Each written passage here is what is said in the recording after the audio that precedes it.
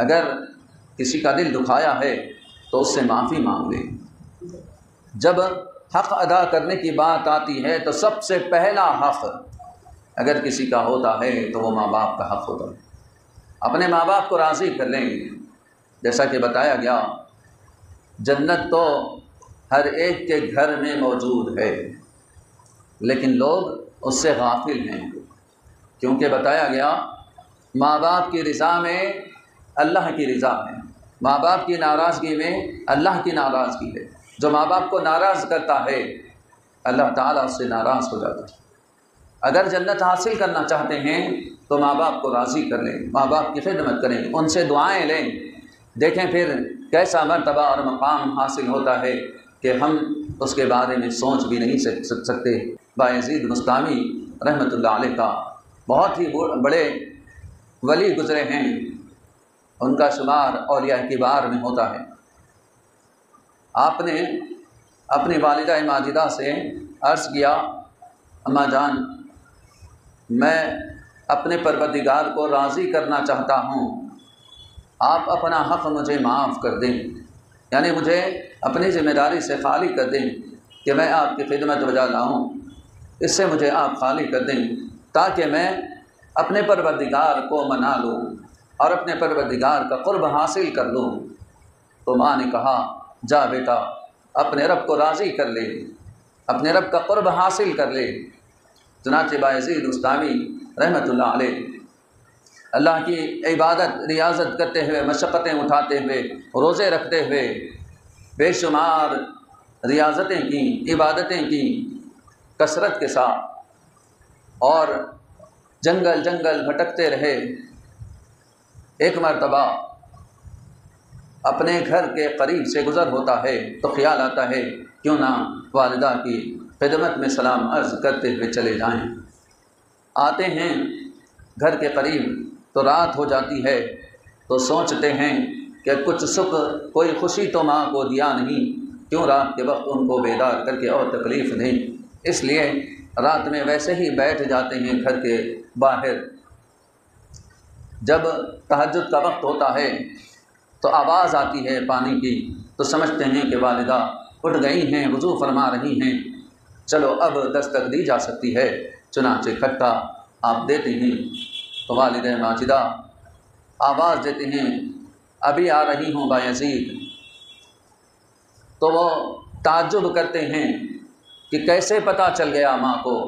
تو ماں تو پھر ماں ہوتی ہے، بیٹے کی ہر ادا اس کو معلوم ہوتی ہے، بیٹا کس طرح چلتا ہے، اس کے چلنے کی آواز بھی پہچان لیتی ہے، اس کے کھٹکا دینے کی آواز بھی پہچان لیتی ہے۔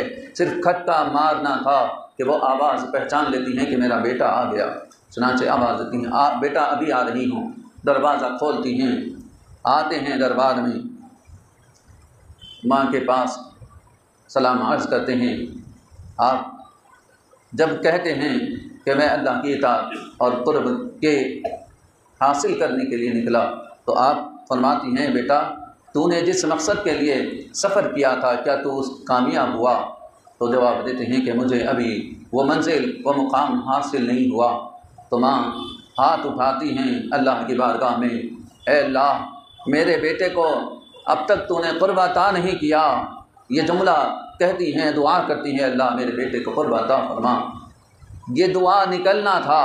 بتاتے ہیں کہ میں نے اتنے سال جو ریاضتیں کی، جو عبادتیں کی، اس سے وہ حاصل نہیں ہوا جو ماں کے ہاتھوں نے اٹھا دیا، ہاتھ اٹھا کر جو دعا کر دی، مجھے وہ مرتبہ اور مقام حاصل ہو گیا۔ یہ مقام ہے ماں باپ کا، ماں باپ کو راضی کرنا چاہیے۔ آج یہ ماحول بن چکا ہے کہ بچوں کو دوست کی بات کی بڑی اہمیت ہوتی ہے، دوست کو تو بڑا اہمیت دیتے ہیں اور بڑا سمجھتے ہیں اور اس کو اپنا قریب سمجھتے ہیں، ہمدرد سمجھتے ہیں اور اس کا ساتھ دینے والا اس کو سمجھتے ہیں، محبت کرنے والا سمجھتے ہیں، لیکن باپ کو وہ اہمیت نہیں دیتے، جبکہ باپ سب سے بڑھ کر اولاد سے محبت کرنے والا، اس کی خیر خواہی بھلائی چاہنے والا ہوتا ہے، لیکن باپ کی قدر آج نہیں ہے، ماں کی قدر نہیں ہے۔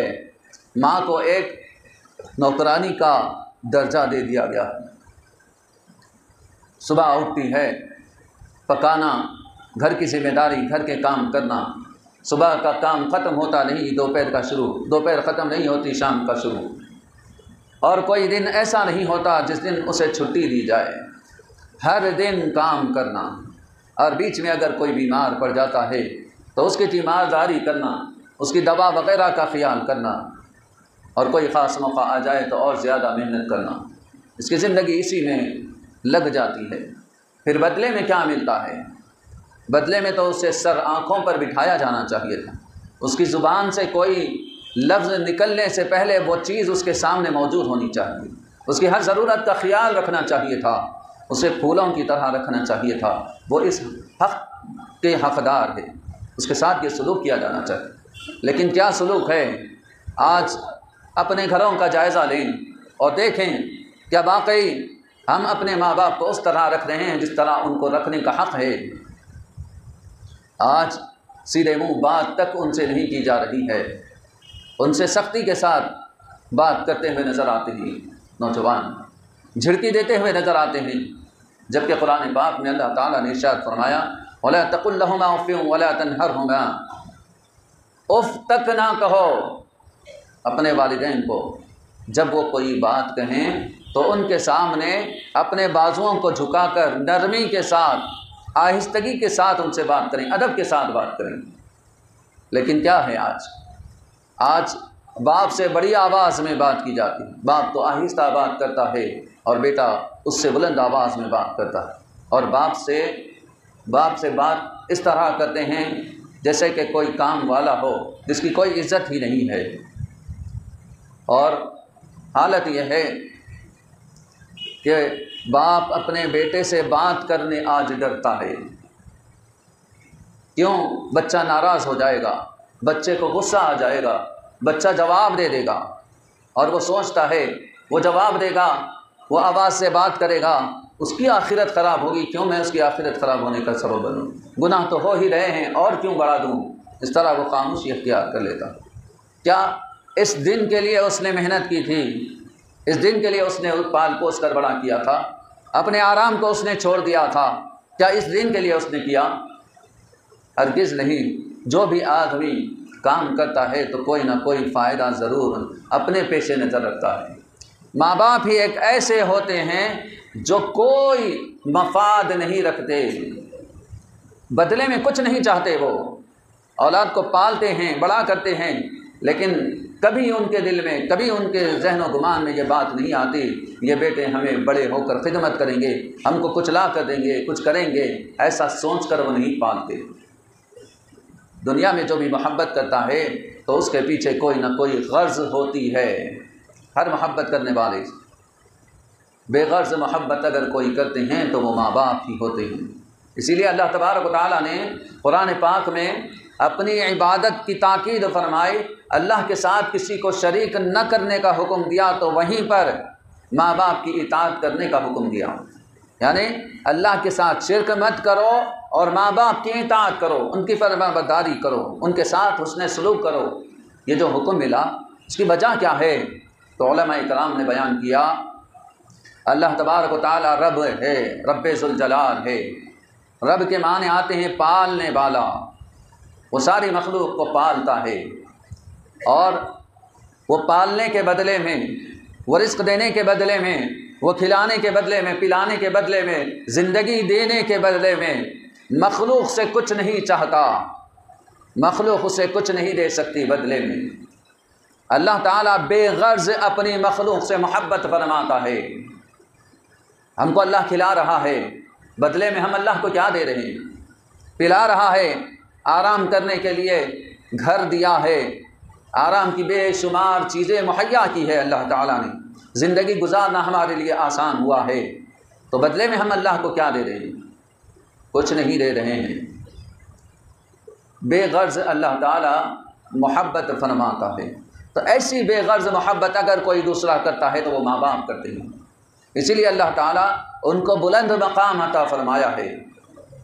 اس لیے آج ضرورت ہے کہ اپنے ماں باپ کا دل نہ دکھائیں، ان کو تکلیف نہ پہنچائیں، ان سے معافی مانگ لیں۔ یہ مہینے میں خاص طور پر اس مہینے کو شہر التوبہ بھی کہا گیا، توبہ کا مہینہ، اس کے اندر بہت زیادہ توبہ قبول کی جاتی ہے۔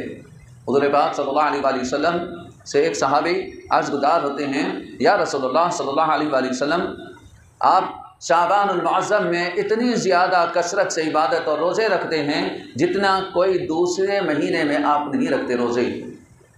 تو آپ صلی اللہ علیہ وآلہ وسلم نے ارشاد فرمایا، رجب رمضان کے بیچ میں ایک مہینہ ہے شعبان، جس سے لوگ غفلت کرتے ہیں، جبکہ اس مہینے میں بندوں کے اعمال اللہ کی بارگاہ میں پیش کیے جاتے ہیں، اور میں یہ چاہتا ہوں جب میرے اعمال اللہ کی بارگاہ میں پیش ہوں تو میں روزے کی حالت میں ہوں۔